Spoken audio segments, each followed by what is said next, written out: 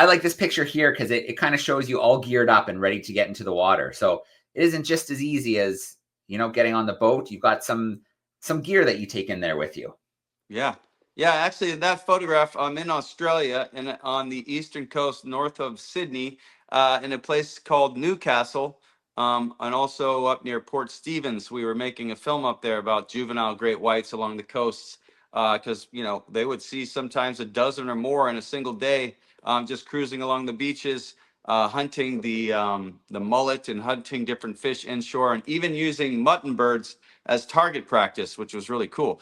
But yeah, the gear I'm wearing there is actually quite easy gear, as in it's maybe a 5 mil wetsuit, standard BCD regulator tank. I got my red camera system there and my Gates housing. But I was just recently in Nova Scotia where I'm wearing a full dry suit, full face mask. None of my skin is exposed. The water's freezing cold. It's a lot more gear. You need a lot more weight. And it can be intimidating for some people to have to gear up with a lot more equipment where you're starting to feel bogged down and overloaded with different tasks. But over the years, I've learned to just stay calm, stay focused, make sure you pay attention to all the details, and you basically double check everything before, the night before, the day before, everything up until the moment you're getting in the water, so that the last thing you're worried about is your equipment or anything that's going to fail there. And your primary focus is getting close to the sharks, getting, amazing visuals, and also doing it safely. So equipment, we also use rebreathers. I'm here in my workshop and I have some rebreathers behind me.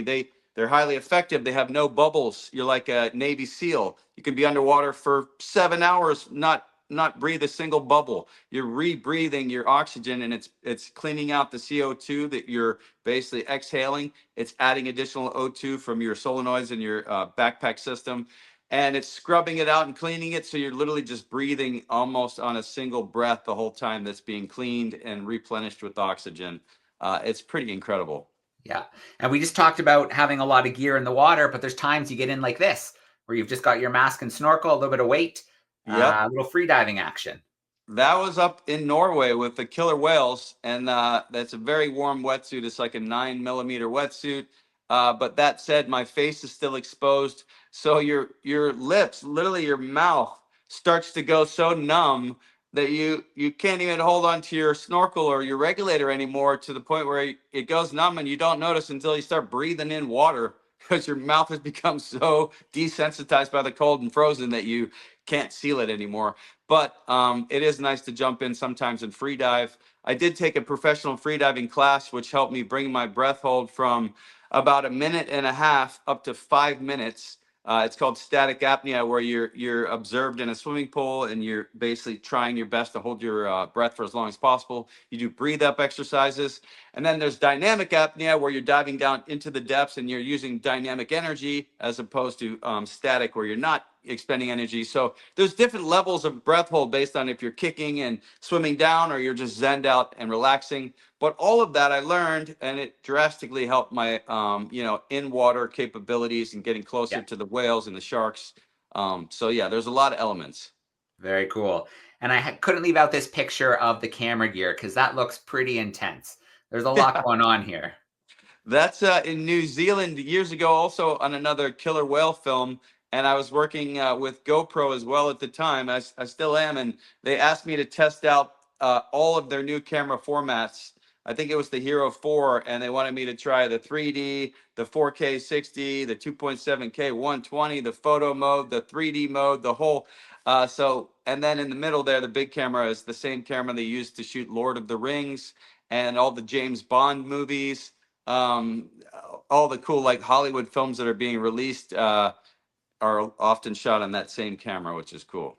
I've got a few of some of your customers, some of your clients. I don't know what we want to call them, but obviously these are the iconic great whites. I imagine every time you get in the water with them is pretty exciting. Those are my favorite sharks of all time for sure. They're just next level. They seem to have a higher level of reasoning. They're very smart. They're very inquisitive. They're very capable. Obviously, they could just come in and use brute force and smash and bite and do whatever they want. But like, this is a perfect example. This one's coming right up to my camera, 6 inches away. This was literally 22 years ago in South Africa when I first started out.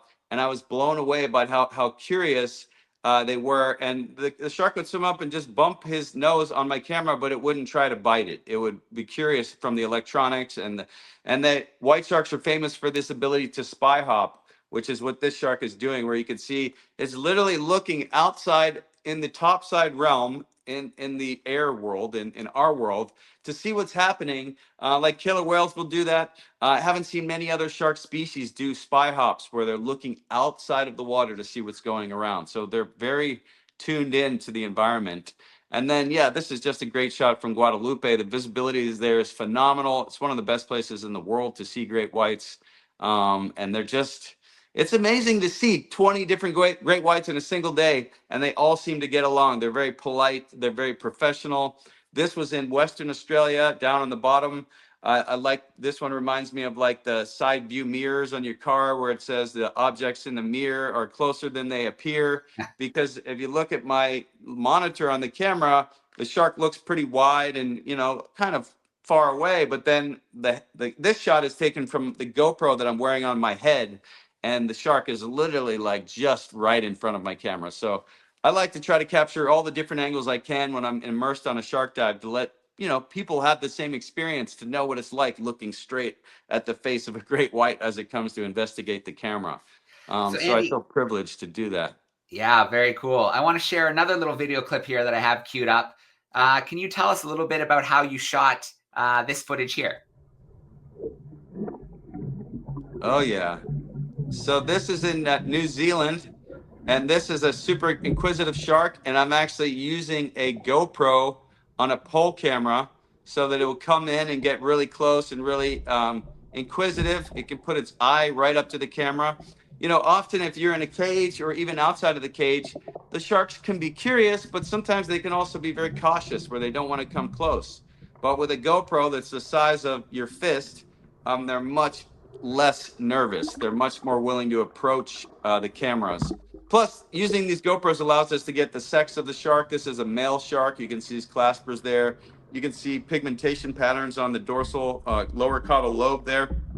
And it's like the perfect example of cinema science, where you're getting a bit of behavior, you're getting identification shots, you're getting the sex of the shark, you're getting a whole variety of data and information from a single shot, from a GoPro. So it's pretty cool. All right, very, very cool. Now, those aren't the only sharks you get to hang out with. I've got a few other of your friends here. This is a very familiar striped. I guess they're a little bit more striped when they're younger, but Yeah. the tiger sharks here, this must be in the Bahamas. Yeah, that's at the famous spot called Tiger Beach, where it's a famous spot off of West End, Grand Bahama, where there's these amazing sandbanks. They come up into a shallow area, and there's a little bit of reef, and you'll get dozens and dozens of tiger sharks, and they're all, majority of them are females. Often sexual segregation amongst sharks happens. A lot of the males hang out together, the females hang out together. They don't really hang out together unless they're mating, it seems. But this place in Tiger Beach in the Bahamas, it's phenomenal. Again, great visibility. The sharks have been, accustomed to diving with humans now for decades.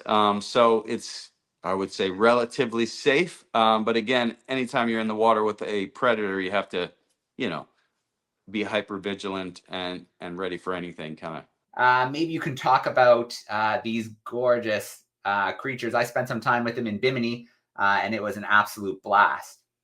Yeah, I was actually just in Bimini last month and running expeditions there, and I was able to put a 360 virtual reality fin camera on the dorsal fin of a great hammerhead named Gaia. And she swam around, and you got this amazing perspective all around her entire body. It's mounted to her dorsal fin. She's swimming. If you go to my Instagram, I posted it there recently. But it's a pretty cool perspective, where you see all around the shark from its own dorsal fin. And Bimini also is like an underwater laboratory. Again, you see the visibility there. It's a great place where you can actually conduct research, scientific experiments, work on films. I've done dozens and dozens of films over there in the Bahamas, specifically in Bimini. And I was actually just talking about potentially going live from Bimini sometime, or Tiger Beach sometime early next year. But yeah, it's like it is a dream. If you guys are into scuba diving or interested, I highly recommend the Bahamas or any place that has clear, clean, warm water. I learned to dive in California, up in Monterey, where it's super cold, murky. It's great white shark territory, but you're wearing a ton of neoprene, a ton of weights, and it's good to learn, but it's not the most fun diving in really challenging conditions. So the Bahamas, that's the place.